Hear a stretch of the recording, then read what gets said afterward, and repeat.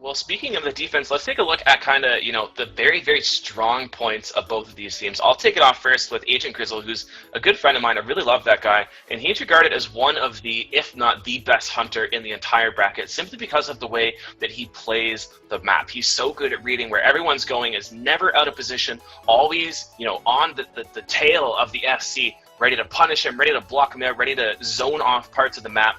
This guy's a monster, and as the only hunter, he's going to be doing the job of two, which Waka had. Myyce really just sits in the base for a lot of the game. So Agntgrizzle and Bigmoran, obviously, two very, very strong members of this team. We've seen Bigmoran just have such excellent game sense on that rogue, very similar to Gankerixer. These guys that know exactly where to be and when to be there, they're kind of the ones that really do change the pace of the games when it gets down into those intense moments. Yeah. And so as we see right now, the Rogues trying to get some sort of sap maybe early. Gankerixer trying to hover on the side in midfield, trying to get some sort of sap, possibly on Darkchewie, but I don't think he's going to be able to find him. Like you said, Myyce going to start moving his way back to ramp or the tunnel, depending on where he thinks the FC is going to be. But Gankerixer playing a little bit conservative and not deciding to open in mid. Chaos Bolt's coming out into the team of Waka Flocka. They're taking a lot of damage. The front line sitting at 50% right now, and the Star Search is coming in. But right now, it's a solid stalemate. Yeah, Moran did come out of stealth, which allowed Puempeekstoh to come out of stealth as well. He's going to cross the map very quickly. If you take a look at Darkchewie right now, he's being zoned out completely by Myyce, and that means that most likely he's going to just wait it out, considering that, with the hunter blocking off ramp, that usually means the rogue is going to be in tunnel, and, Gankerixer hasn't come out of stealth. He is in tunnel. Darkchewie could be in a very tough spot here if Myyce doesn't give up and go back to the base. Yeah, and so the FC for Waka Flocka has already picked up the flag. Grizzle, obviously, having to do the job of two hunters, wasn't able to be there, kind of choosing to stay in mid and focus on that pressure within mid. They actually did down a Boomkin in middle, who's back up now and still casting. But this is going to let Pump go back into mid. He's going to get sapped, trinketed. It's going to be totally fine, though, if he's going to make it back to his team. Yeah, look at really Waka's defense here. I'm sorry to interrupt you here. I just have to point this out. Waka's defense, they're prioritizing on getting the flag carrier before he gets the flag rather than after he gets the pick. So the rogue was controlling the tunnel and the hunter was controlling the ramp. I'm amazing. I love it. I talked about this with my team, doing it myself. It's wonderful. And now you see Darkchewie, he's half HP and he's like, he doesn't have a flag yet. And the rogue now knows he's through. So he got cut off before he got the flag. Really powerful for sure. And in that same vein, look at mid. There's nobody who's going to be able to back him up necessarily from skill ratio. In fact, they do send Srgntpizza, Zeirenn, and I believe their hunter as well, Grizzle, to just get Darkchewie some support. He's getting so low though. The silence comes out. He's getting met by Zeirenn. He will displace out, but Bakemaster's there with the aim shot. Just so much damage going to Darkchewie. He's going to drop down. I hope not, because there's no one from his team there. Can he just live through the heals? He actually gets a charge to the warrior. He's going to go down. Puempeekstoh could have kept the flag 1-0. Waka Flocka. Really great job by Waka Flocka, just capitalizing on the fact that there was no one really there to stop Puempeekstoh to get that flag, and just kind of focusing on getting him across. Now the team of Waka Flocka trying to do their best to play cleanup in the graveyard, trying to get anybody from skill ratio out. Obviously, they have a couple deaths on their side, and they're taking some damage. The front line is suffering a little bit with Superstyllin down, so this might be skill ratio's chance to kind of turn it around. They only have a rogue dead at the moment. But I believe by the time Pump can get there, the rogue might be able to be back up, so he might be able to shut him down. But this is skill ratio's chance to really, really mess Waka Flocka up and really make a huge play during this transition phase. Yeah, but let's take a look at where skill ratio really is. Sure, they're at the graveyard, but Darkchewie is only just crossing mid right now. Bakemaster is having a battle right now against Zeirenn, who gets caught out and probably gonna die here unless he can get to his team. He does go down. Grizzle's the one who's picked the flag. He's gonna try and bring it out to Darkchewie. They're gonna meet tunnel, but they don't necessarily have the best situation. Darkchewie right on top of Bakemaster. He's gonna get caught out, but it looks like he might be able to take him down. Gankerixer's here as well. Are they gonna drop the flag? It looks like they don't. Grizzle's taking a lot of damage here. This is just a very crazy place for skill ratio to be. As Agntgrizzle does have the disengage, he will be able to move out, should be okay. And on the flip side, Puempeekstoh completely fine. Running outside tunnel, going to be able to meet his team very shortly. Skill ratio doing a really good job containing, but Waka Flocka finally able to push back out and going to reach their FC in time, it looks like. Yeah, but as we see right now, Puempeekstoh getting rooted, getting open on that Bigmoran, dropping down to so low, but he's going to make it across. Wow, that Blood Elf Sign's just coming in a little bit late, right before his displacer, or right after his displacer, I should say, but he's going to get across totally fine. But now both FCs are back safely with their teams. Darkchewie choosing to go up the tunnel. I'm assuming, obviously, he's going to go back up and meet his team towards the graveyard where they're all staying and kind of grouping up right now. Pizza kind of hovering in stealth at the moment, waiting for someone to overextend, possibly Grizzle doing his best to slow anybody down that he can. But now I think we're going to be locked into a stack game once again unless some sort of free kill happens. You know, the way that developed, too, was very, very cool to see because so many people of skill ratio had to back off to actually make sure Grizzle would be able to get out of there alive. Good job by Grizzle, by the way. Clutch plays to make sure that flag would get out. Considering the first time around, Darkchewie couldn't even actually get to the flag room until it was already too late. Pretty much. He did pick the flag, but no way to get out. Grizzle, you know, taking it into his own hands, he'll show Darkchewie how to FC. He picks a flag and gets it across, doesn't even pass it off to him. But here we go. Waka Flocka is up 1 cap here, and since they had to, you know, commit so many people back to make sure their SC would be safe, they actually have complete control. Not to mention the way that they committed towards Puempeekstoh as well to try and get him down. Waka Flocka now on even ground. We'll see who has the advantage here in terms of pushing for the kill. 2 hunters versus a lock. How do you guys think? You know, who's got the better opportunity here to make the push onto the FC? Ooh, yeah, go ahead. Well, pushing to the UC, I'm just going to give the edge to double hunter, but like coming to middle, I'm giving the lock like hands down. That's why SR are running this Warlock there to get kills. Chaos Bolts synchronizing with Sargers are they're huge. And as we see here, Grundle just gets a body res there, and he now like 10 man versus 10 man middle here. And the Rogue right on top of Darkchewie too. Indeed. Yeah, the Rogue hovering around. Yeah, the Rogue hovering around, trying to stay in the back, absolutely doing his best not to get pulled out. Darkchewie kind of tossing out heals as much as he can for his team that's taking a little bit of damage in mid. Their Boomkin and their Rogue currently down at the moment, so I don't think a solid push on the EFC is possible right now. The Rogue is back up. We're waiting on Pizza to get back up as well, but Darkchewie understanding that a push might be coming in soon, so kind of taking it back a little bit behind the healer hut and waiting for his team to kind of pull back slowly but surely. But Gankerixer just being so aggressive in terms of positioning. They are coming up. Yeah, I think Darkchewie's going to have to find that. He's going to open onto. Oh no!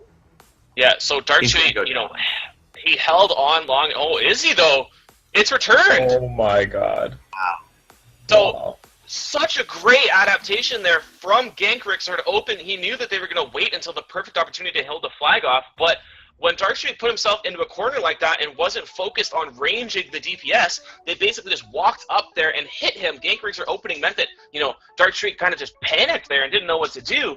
And that will be a beautiful, beautiful kill onto Darkchewie at, what, 6 stacks there? That was balls, man. That was like 2 cars going against each other like on the same fucking lane, and it was about seeing who's gonna like take the quick turn first. And SR dropped the ball here, or maybe Darkchewie, I don't want to put any fingers, but definitely Gankerixer, in my point of view. He really, really had some big balls there, and he pushed through, and they got the return there. That was crazy. And, you know, it was just such an obvious play, too.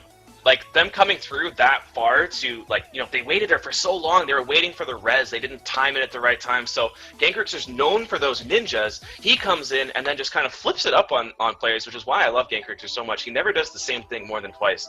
And what a god, able to put his team in a situation where they can be 2 up on skill ratio. And in a best of 3, that first game, that opening few caps really, really matter. Yeah, I just want to highlight, so Bake did a great job of kind of, you know, carrying forward that transition phase and getting the flag pick and passing it off to Pump, who is actually being contested by both Grizzle and Bigmoran. He did get opened on at the enemy ramp, but it wasn't enough damage as Bake was still alive at that moment, so he was able to peel a little bit. But Pump going to make it back to the team. I think he's going to be totally solid at the moment. But Darkchewie currently does not have the flag. 6 minutes left. Obviously, they still have time to make something happen here. Srgntpizza going for the flag right now. I believe that the team of Waka Flocka is aware that they are going for that pick, so obviously they are not setting Pump up that tunnel to get some sort of cap right now, as they know that it's probably not going to happen. Take a look at Myyce in tunnel. I was going to say that awkward DC from Myyce in tunnel, yeah. Yeah, so Pump is not able to get the cap there because of Myyce like not being able to just do his typical defense in the flag room. So unfortunate for Myyce. Will his team be able to carry this 9v10? It's 5 minutes. I doubt they'll be able to get 2 caps, but this also makes me worried about the next game if Myyce isn't able to get un-DC'd here. Puempeekstoh running back to the top of ramp right here, going to move back towards his team, who is still dominating mid. So Darkchewie does have the flag, is pretty safe, casting Wraths out, putting out deeps onto that front line. Jeez, second Hunter, that's so crucial for the rest of this Waka Flocka team, too. Yeah, and that's specifically that defensive hunter as well, right? And that's such a huge part of how this comp works with running that double hunter. So really unfortunate on their part. I don't know if it's too late in the game to restart. I believe it just might be. Not entirely positive on that, but Gankerixer going for that Berserker. It looks like he's either trying to make some sort of push sometime soon. I think they realize that, you know, with the 9v10, they kind of have to make something happen, despite the fact that they are 2 caps up and 4 minutes ahead. But, you know, with just that one hunter missing, I think it's going to really hurt them. Bigmoran making his way back up to Puempeekstoh, totally behind the team. Not sure if he's going to go for just a sap and try to stall them, but he may try to do something more. Puempeekstoh in bear for a long time there. Doesn't actually get opened on by Bigmoran, but the trinket is blown. Puempeekstoh, just use your thrash. You'll find somebody out. Maybe Myyce being AFK will actually be able to see Gankerixer as he comes by. Sorry, Bigmoran as he comes by, but... does get pulled out, actually. I think, you know, Myyce from Beyond the Grave still helping his team out. Puempeekstoh does look to be totally A-OK. Will be met by his team at GY in just a second, as they are all coming up very soon. And, you know, this is flashbacks to me running through that same area and dying with about 5 seconds left. Hopefully, Puempeekstoh doesn't feel the same fate as I. Yeah, and Gankerixer are going to get pulled out by Agntgrizzle, who was trying to make some sort of push onto Pump, but Agntgrizzle understanding that he's probably not going to be able to win that 1v2. But Bigmoran making his way up, slowly opening onto Gankerixer. Gankerixer going to go down on the top of Graveyard, not going to be able to make it to Pump. Bigbodybugat up there, though, however, he might be able to just peel them back a little bit with his presence. Pizza up there as well, trying to get some sort of Star Surge probably onto the EFC.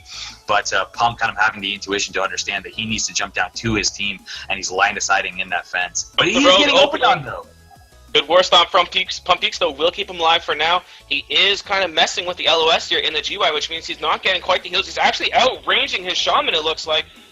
But I think the stacks are so few that it'll be okay. You see him running back to Sloppyheals now. He should be okay. There's just so many people in that graveyard right now. And Bigbodybugat is down for Waka Flocka. However, they still stabilize. And now that Bigbodybugat comes back, he might be actually able to get into that backline himself. Waka Flocka coming with the return push here. 9v10. They don't even need that second hunter. Mutando's taking a lot of heat, but they're still pushing. I can feel the energies in these guys. The energy in these guys push. They are wanting that 3 cap here. Yeah, and, you know, Darkchewie understanding the fact that Waka Flocka is absolutely capable of making that push despite being 9 people. So he's going to make his way all the way back into his base. With 7 stacks, though, I think he's understood that the rogue from the enemy team is still in mid and kind of fighting. So I believe that he probably feels safe being by himself with no healers here.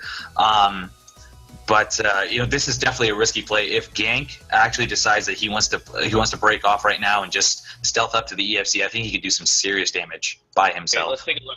Grizzle on top of Tunnel and Bigmoran there. Nobody's going to be able to actually take Grizzle out if he does get the proper LOS here. Bigmoran's got the style or the sap. Bakemaster coming over to push Moran out of stealth.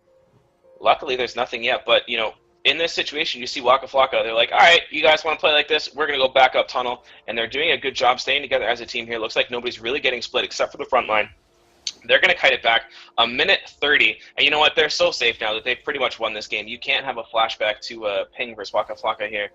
Even if they do mess up royally, they will be okay. So looks like game 1 is going to be going over to Waka Flocka Seagulls. 9v10. Yeah, and you know, while I don't underestimate any team here, as I've seen these teams just do so much and you know, in such little time. But you know, 50 seconds left. Stack sitting at 9.